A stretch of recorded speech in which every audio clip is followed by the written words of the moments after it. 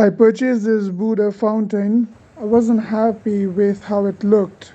I wanted to add something like a synthetic sound to it and uplift the overall appearance. I purchased this MP3 decoder with USB A, and then I went ahead and mixed a few sounds like dripping water and Buddha chanting and gave it a go with battery.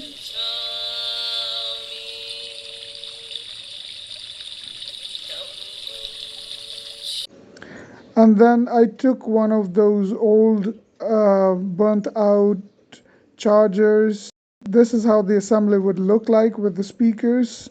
I took like 8 ohm speakers, cut out sections from the charger.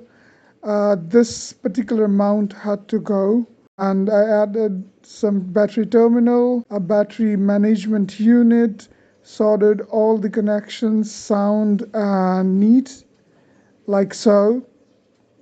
Epoxied the speakers, and this is how the overall assembly looks. This is the fitting, nice and neat, filled out the gaps of the terminals on the charging adapter.